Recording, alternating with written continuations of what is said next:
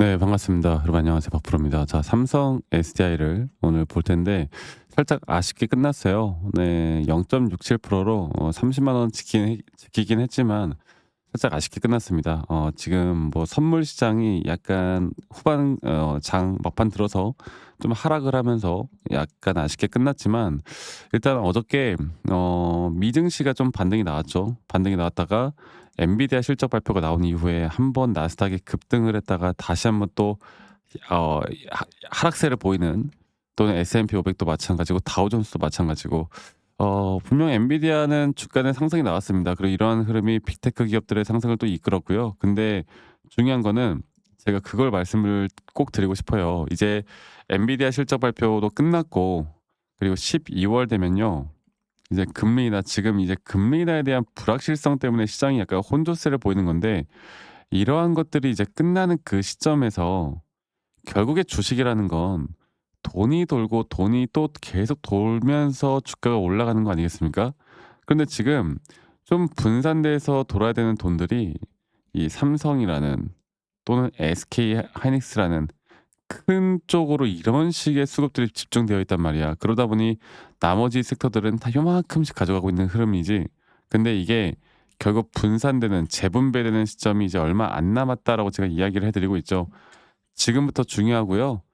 삼성 SDI 물론 최근 20선 이탈되면서 주가 한 번 더 하락했고, 저점 이탈 나오면서 뭔가 반등 나오는 척하고 이렇게 반등이 나오고는 있지만 확실한 자리가 아직 나왔다고 하긴 좀 그래요. 그래서 지금 여기 단계는 여러분들 아직은 매수도, 아직은 매도도 결정하기엔 살짝 애매한 자리다. 그리고 결국에 상승장, 특히나 강세장이라고 사람들이 말하잖아요. 강세장의 특징이 뭐라고 했습니까? 사람들이 오해하시는 게, 강세장이면 내가 사면 그냥 쭉쭉쭉 올라갈 줄 알겠지만 강세장일수록 이 낙폭이 더 심하게 나오는 거죠. 일반적인 그냥 장보다 오히려 고점 대비 저점까지 조정 구간이 더 크게 떨어지는 겁니다. 그러니까 사람들이 이걸 알아야 돼요. 이걸 잘 모르고 가시는 분들이 많아요. 저는 삼성 SDI가 단기적인 그런 흐름이라고 생각하고 있고, 누군가는 2차 전지는 절대 못 올라간다 이렇게 뭐 이야기를 하시는 분들이 있는 것 같은데, 지켜보세요. 네. 여러분들 시장은요, 그 수급은요 돌고 돌 수밖에 없고, 결국 2차 전지 또한 이제 AI 전력 쪽의 문제가 상당히 또 심화되면서, 특히나 이 ESS 저장 장치가 주목을 받고 있고 전고체 쪽이 주목을 받고 있죠. 그중에 대장으로서는 삼성의 SDI를 빼놓고 이야기를 할 수가 없거든요.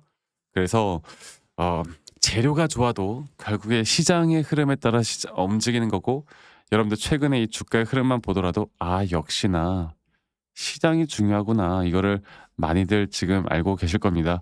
여러분들 제가 이따 차트에 대한 분석들과, 만약에 지수가, 우리나라 코스피 지수가 오늘 반등이 나왔지만 한 번 더 저점에 대한 리테스트를 한다라는 가정하에 우리가 조정이 나오면 확실한 자리에서 물량을 또 어디서 쓸어 담을지, 앞으로 목표가 부분은 또 어떻게 될지 여기에 대해서 말씀드릴 거니까, 여러분들 구독 그리고 좋아요 한 번씩만 꼭 눌러주시면 감사하겠습니다. 좋아요 눌러주신 우리 시청자분들, 구독자분들, 연말까지 이 추운 연말 좋은 일들, 따뜻한 일들 많이 있을 거라고 저는 굳게 믿어요. 제가 기도하도록 하겠습니다.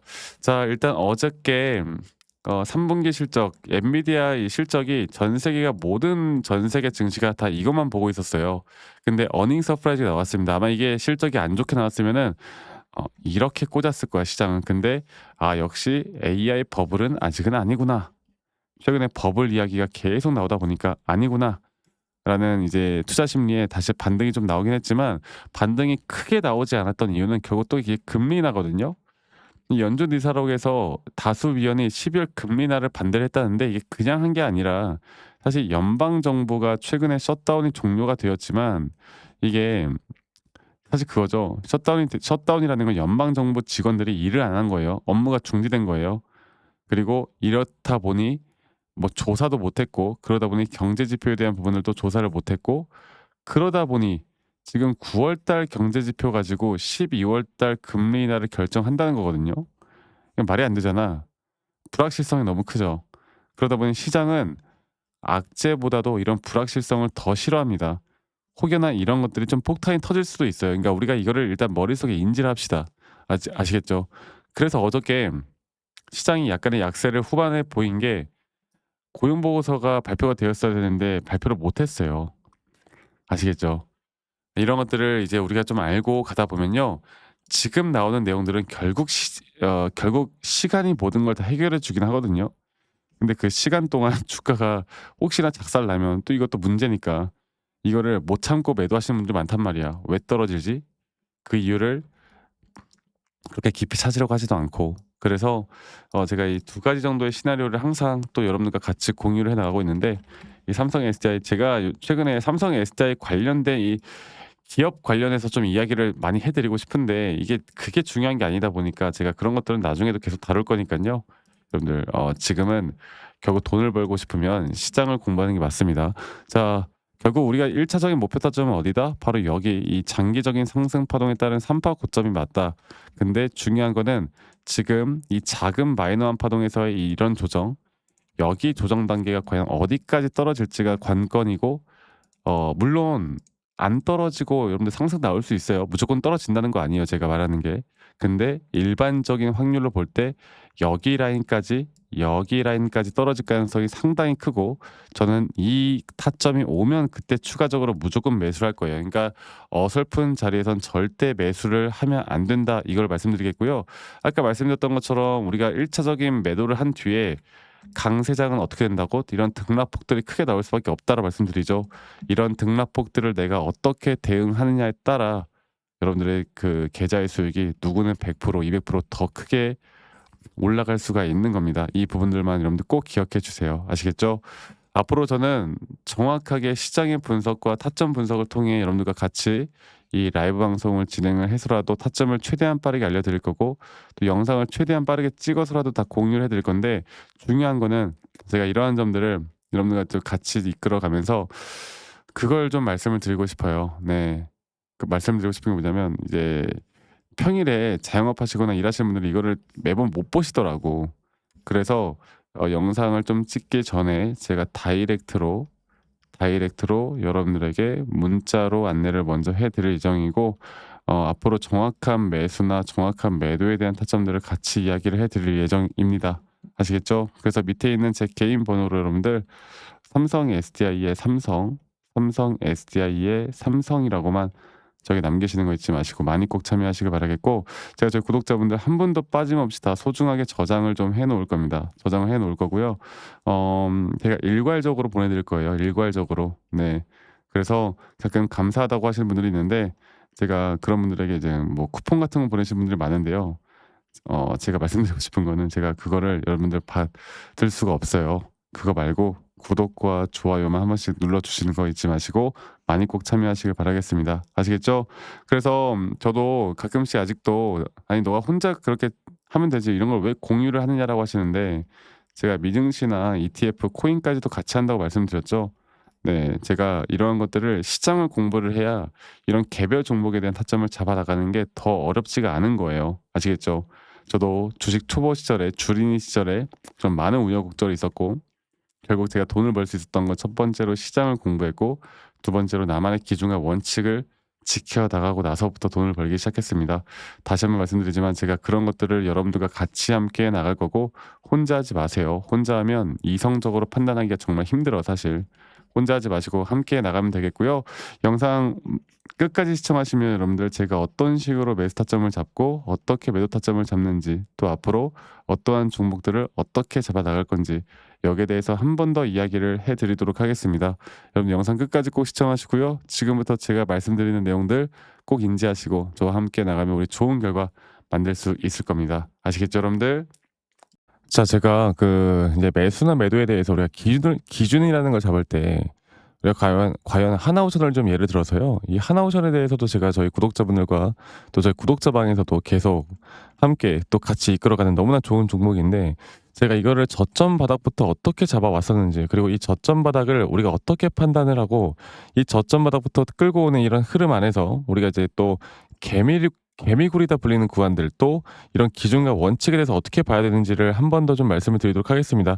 사실 제가 2024년도 10월 달에 나왔던 이 저점도 그렇고요.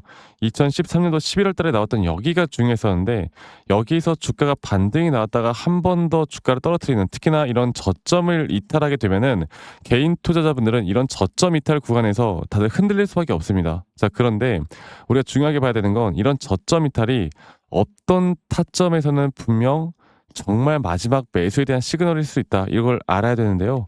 이때도 마찬가지로 제가 저점이 이탈이 되는 주가의 가격의 하락이 계속 나오는 구간에 분명 주가에 대한 가격은 하락이 나왔지만 이런 RSI가 올라가는 상승에 대한 다이버전스가 걸리면서 이제 이 구간만큼 2024년도 여기 구간만큼은 이제 우리가 무조건 끌고 가야 하는 구간이다. 그리고 상승에 대한 임펄스 파동으로 상승에 대한 파동은 항상 이런 어떻게 보면 등락폭들이 계속 반복되는 거고 이런 등락폭들에 대해서 우리가 단기 고점과 저점들을 잡아 나가는 게 중요한 건데요.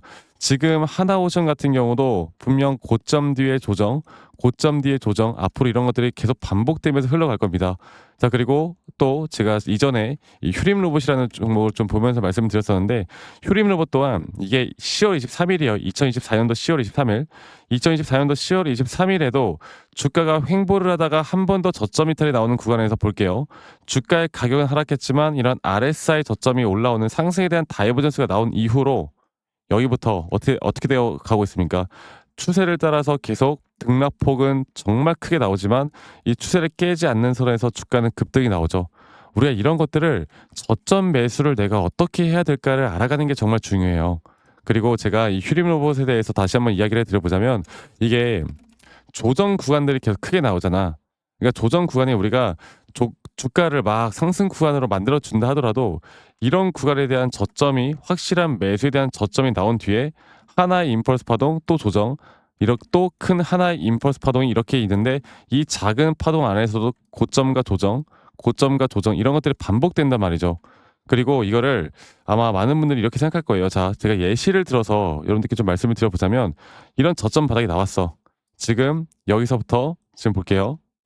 자, 지금 여기서부터 만약에 예시를 들어서 이런 식으로 저점 이탈이 나왔어. 그래서 내가 이 시그널을 보고 매수를 했어. 그 다음에 다시 한번 상승은 임펄스 파동으로 이렇게 쭉쭉쭉 올라가 주고 있고 이 임펄스 파동에 대한 단기 고점들 그리고 또 임펄스 파동이 끝난 뒤에 단기 조정들 또 그렇게 끝난 뒤에 또다시 올라가는 흐름들 이런 것들이 당장 지금에야 뭐 올라가니까 당연히 그렇게 말을 할 수 있겠다 말을 하지만 이런 것들이 분명 눈에 보이는 그런 실력들이 있어야 됩니다. 그리고 이런 조정 구간들이 어느 정도 고점 대비 저점이 이어봤을 때 어느 구간에서 다시 한번 확률이 높은 확률로 반등이 나올 자리가 나오는지 또 이런 것들을 매일매일 좀 체크를 하면서 우리가 잡아 나갈 만한 종목들이 또 뭐가 있을지 결론적으로는 지금 휴림 로봇 같은 경우는 이런 식의 흐름들이 계속 반복이 되면서 여러분들 우리가 이렇게 잘 끌고 오고 있었고 저는 휴림 로봇 또한 아직 오파 고점 단계가 안 나왔다 봐요. 근데 중요한 게 뭐다?